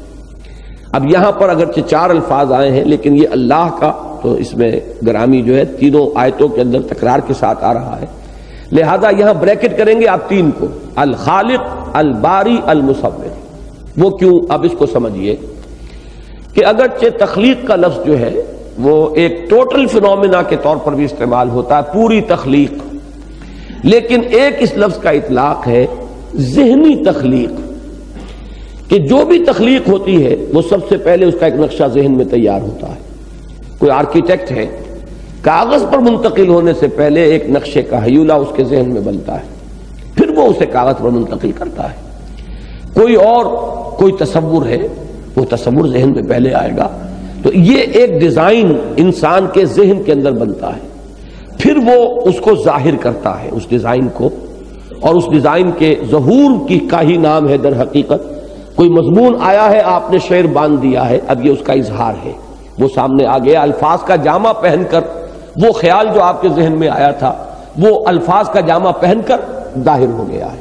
یا کسی آرکیٹیکٹ کے ذہن میں ایک ہیولہ آ گیا تھا تاج محل کا، نقشہ پہلے اس کے ذہن میں بنا ہوگا جو پھر اس نے کاغذ کے اوپر منتقل کیا ہے، یہ اس کا اظہار ہے۔ برآ کا لفظ آتا ہے ظہور کے لیے، سورہ حدید میں یہ لفظ آ چکا ہے کہ ما اصاب من مصیبت فی الارض ولا فی انفسکم الا فی کتاب من قبل ان نبرأها، کوئی مصیبت نہ جانوں پر آتی ہے نہ زمین میں آتی ہے مگر یہ کہ وہ پہلے ایک کتاب میں موجود ہے اس سے قبل کہ ہم اسے ظاہر کریں۔ یہ تو ظہور ہو رہا ہے، علم خدا بندی میں تو ہر شے موجود ہے، ہمیشہ سے موجود ہے، تو اس کو کہتے ہیں اصل میں وہ تصویر کے جو اندر موجود ہے۔ اب یہ سارے الفاظ جو ہیں دیکھیے ہم ان کو جب سمجھ رہے ہیں تو اپنے حوالے سے سمجھ رہے ہیں، اللہ تعالیٰ کی ذات پر ان کا کس معنی میں اطلاق ہوگا، وہ بھی اللہ کی کچھ شانیں ہیں کہ جن کو بیان کرنے کے لیے ان الفاظ کو اللہ تعالیٰ نے ہماری زبان میں سے چنا ہے تاکہ ہمارے سامنے کچھ تصور آ جائے، جیسا کہ میں تفصیل سے عرض کر چکا ہوں کہ تلک الامثال نضربها للناس لعلهم يتفکرون۔ تو ان الفاظ کا بھی ایک ذریعہ ہے ایک تصور دینے کے لیے کہ اس پوری کائنات کا ہیولہ اللہ تعالیٰ کے علم میں، وہ جو اللہ کا علم قدیم ہے اس میں ہمیشہ سے تھا، جبکہ ابھی اس کائنات کا وہ لفظ کن جس سے کہ اس کا آغاز ہوا ہے، ابھی اس لفظ کن کا صدور بھی ذات باری تعالیٰ سے نہیں ہوا تھا، علم تو اس کا اس وقت بھی کامل تھا۔ لہذا وہ ایک خلق، پہلے وہ ذہن کا ایک نقشہ ہے، پھر اس کا ظہور ہے جو عالم واقعہ میں ہوا ہے، اور پھر مصور، یہ یوں سمجھیے کہ جیسے آرکیٹیکچرل ٹچز ہوتی ہیں، ایک عمارت کی تعمیر کے بعد اب اس کی تصویر، نقشہ گری، اس کی صورت گری، اس کے اندر فنیشنگ ٹچز دینا، جس کو دوسرے مقامات پر تسویہ کے لفظ سے تعبیر کیا گیا، الذی خلق فسوا، وہ کہ جس نے بنایا اور پھر نوک پلک سنواری، درست کر دیا۔ خود حضرت آدم کے بارے میں آیا کہ فَإِذَا سَوَّيْتُهُ وَنَفَخْتُ فِيهِ مِن رُوحِي فَقَعُوا لَهُ سَاجِدِينَ، ہیولہ جب تیار ہو گیا اور تسویہ کے مراحل تک پہنچ گیا اور تسویہ بھی ہو گیا، پھر اللہ نے فرمایا کہ میں اپنی روح میں سے پھونکوں گا تو گر پڑنا اس کے سامنے سجدے میں۔ تو یہ 3 در حقیقت تخلیق کے مراحل ہیں، ان تینوں پر بھی لفظ تخلیق کا اطلاق ہو سکتا ہے جامع اعتبار سے، جیسے نفس، نفس امارہ، نفس مطمئنہ، نفس لوامہ، ان سب کو بھی ہم نفس کہیں گے، اور یہاں تک کہ نفس اور روح اور قلب، ان تینوں کو ملا کر بھی لفظ نفس کا اطلاق ہو جاتا ہے۔ جب ذات کہا جائے گا تو اس ذات میں تو ساری چیزیں آ گئی، اور ان سب کے لیے بھی لفظ نفس کا اطلاق ہے۔ اسی طرح لفظ خلق ہے کہ ان سب کے اوپر بھی اس کا اطلاق ہو سکتا ہے، لیکن یہ کہ اس کے 3 مراحل کو علیحدہ علیحدہ بیان کیا کہ پہلے اس کا ایک ہیولہ جو تیار ہوا ہے ذہن میں۔ اب اللہ کا ذہن، اب کیا کریں ہم کہ کوئی اور لفظ تو ہمارے پاس نہیں ہے. جیسے اللہ کے لیے نفس میں نے عرض کیا تھا قرآن میں آیا یحذرکم اللہ نفسہ. اب کوئی بات ظاہر کرنے کے لیے حالانکہ لیے یہ اللہ تعالیٰ کے لیے لفظ جو ہے بظاہر مناسب نہیں، اللہ کا نفس، لیکن نہیں، اسی طریقے سے یہاں مجبور ہو کر میں کہہ رہا ہوں. لیکن یہ کہ اگر ذہن کا لفظ استعمال نہ کرے تب بھی میرا مدعا جو ہے وہ ادا ہو جائے گا، اور وہ ہوگا لفظ علم سے. علم خداوندی میں وہ ہیولہ تیار ہوا، اس کا ایک ڈیزائن بنا، یہ ہے خلق. پھر اس کا ظہور ہوا ہے خارج میں، عالم واقعہ میں. اگرچہ اس لفظ خارج کا اطلاق بھی ذات باری تعالیٰ کے لیے درست نہیں، اس لیے کہ لفظ خارج کا مطلب یہ کہ ذات کو ہم نے محدود کر دیا معاذ اللہ. لیکن کیا کریں، ہمارے پاس کسی مفہوم کو ادا کرنے کے لیے الفاظ تو وہی ہیں کہ جو ہماری اپنی زبان کے اپنے مشاہدات سے، جیسا کہ میں نے شروع میں عرض کیا تھا، وہ اس سے تربیت پا کر اور ارتقاء کرتے ہوئے وہاں تک پہنچے. تو خارج کا لفظ اللہ کے لیے کیسے اطلاق کریں گے؟ لیکن ان الفاظ کی باہمی نسبت کو سمجھانے کے لیے مجبوراً یہ الفاظ استعمال کر رہا ہوں. علم خداوندی میں اس کا ایک نقشہ، اس کا ڈیزائن، پھر خارج میں عالم واقعہ میں اس کا ایک ظہور، اور پھر اس کا تسویہ، اس کی تصویر، اس کی نقشہ گری. یہ ساری تصویر کس کی ہے؟ معمور ہو رہا ہے عالم میں نور تیرا، از ماہتاب ماہی سب ہے ظہور تیرا. اور بڑا پیارا شعر اصغر گونڈوی کا کہ ردائے لالہ و گل پردہ ماہ و انجم، جہاں جہاں وہ چھپے ہیں عجیب عالم ہے. یہ وہ اسی کی ہستی ہے، اسی کا حسن ہے جس کا ظہور ہو رہا ہے. یہ پوری کائنات جو ہے در حقیقت اسی کی صفات کا مظہر ہے. تو الخالق، الباری، المصور. تو میں نے جیسا کہ عرض کیا پہلے تو دو اسماء کے جوڑے آئے تھے، رحمان اور رحیم ایک جوڑا آ گیا، الملک القدوس ایک جوڑا ہوا، پھر تین اسماء کے آئے ہیں، السلام، المومن، المہیمن، العزیز، الجبار، المتکبر. اور تیسرا جوڑا جو ہے 3 اسماء کا، الخالق، الباری، المصور. اب یہاں تک 15 اسماء تو آ چکے ہیں، لیکن یہ کہ اگر اس کو شمار کیا جائے عالم الغیب والشہادہ تو 15، ورنہ ایک اسم آگے آئے گا الحکیم. العزیز پہلے بھی آ گیا، دوبارہ دہرا کر آئے گا. 3 مرتبہ اللہ کا نام نامی اللہ آیا، 2 مرتبہ العزیز آیا، باقی جو اب 2 نکال 13 نام آئے، اور ایک وہ مرکب نام اگر اسے نام شمار کیا جائے تو اس طریقے سے نام 16 بن جائیں گے، ورنہ 15 تو ہیں ہی باہر. ان سب کا ذکر کر کے فرمایا لہ الاسماء الحسنی. یہاں میرے نزدیک مفہوم یہ ہے کہ یہ بھی نمونے جس کو کہتے ہیں مشت نمونہ از خروارے ہے. یہ ناموں کا احاطہ نہیں ہو رہا، اور صحیح بات ہے نہیں ہو رہا. 99 نام تو حدیث میں آئے ہیں، اور جیسا کہ میں نے عرض کیا ساری روایتیں جمع کریں تو 158 بن جاتے ہیں. تو معلوم یہ ہوا کہ یہ چند اسماء جو تمہیں سنا دیے گئے یا بتا دیے گئے اسی پر بس نہیں ہے. لہ الاسماء الحسنی، تمام اچھے نام اسی کے ہیں. ترجمہ میرے نزدیک یہی صحیح تر ہے، اگرچہ مراد کو بعض حضرات نے ایک خاص سبب سے اس معنی میں بیان کیا ہے کہ اس کے تمام نام اچھے ہیں. وہ خاص سبب کیا ہے؟ وہ سبب یہ ہے کہ اصل میں اللہ کے اسماء توقیفی ہیں. ہم کسی بھی نام کو اللہ کا نام قرار نہیں دے سکتے تا وقت کہ اس کا ذکر قرآن یا حدیث میں نہ ہو. اچھے نام بہت سے ہو سکتے ہیں، اور اس معنی میں تو اگر ہم کہیں کہ تمام اچھائیاں اللہ کی ذات میں موجود ہیں تو ٹھیک ہے، لیکن کسی بھی نام کو ہم تعین کے ساتھ اللہ کا نام قرار نہیں دے سکتے جب تک کہ قرآن مجید میں یا حدیث نبوی میں اس کا ذکر موجود نہ ہو. ان کو کہتے ہیں توقیفی امور، کہ جو ہمارے قیاس پر اور ہمارے گمان پر اور ہماری منطق پر ان کا دار و مدار نہیں ہے، بلکہ تمام تر دار و مدار جو ہے وہ حضور کے بتانے پر اور قرآن مجید میں ان کے ورود پر ہے. تو یہ تمام اسماء توقیفی ہیں، اور اس میں جیسے کہ قرآن مجید میں بارہا فرمایا گیا کہ انبیاء اور رسول اور بھی بہت سے آئے ہیں سوائے ان کے کہ جن کا قرآن میں ذکر ہے، لیکن تعین کے ساتھ ہم کسی کو نہیں کہہ سکتے یقین کے ساتھ کہ وہ اللہ کا نبی یا رسول تھا سوائے ان کے کہ جن کا ذکر قرآن اور حدیث میں ہے. تو بالکل اسی طرح سمجھیے لہ الاسماء الحسنی دونوں ترجمے ہوں گے. یسبح لہ ما فی السماوات والارض. اب اس کو دہرانے کی ضرورت نہیں ہے، سورت شروع ہوئی تھی اسی سے، فرق صرف یہ کہ وہاں فعل ماضی تھا، یہاں فعل مضارع ہے. وَهُوَ الْعَزِيزُ الْحَكِيمُ، اور وہ العزیز ہے الحکیم ہے. یہ بھی شروع میں آ چکا ہے، پہلی آیت اس سورہ مبارکہ کی، اور سورہ حدید کی پہلی آیت میں بھی آیا. اور میں عرض کر چکا ہوں آپ سے کئی بار کہ یہ جوڑا جو آتا ہے العزیز اور الحکیم بڑی گہری حکمت ہے. ایک طرف وہ ہستی جس کا اختیار مطلق، لیکن یہ اختیار مطلق غلط استعمال نہیں ہو سکتا، اس لیے کہ وہی ہستی الحکیم بھی ہے کہ اس کی حکمت بھی کامل ہے. تو یہ دونوں الفاظ ایک دوسرے کو بیلنس کرتے ہیں. چونکہ وقت ختم ہو رہا ہے میں اسی پر اکتفا کر رہا ہوں. بارک اللہ لی ولکم فی القرآن العظیم ونفعنی وإیاکم بالآیات والذکر الحکیم.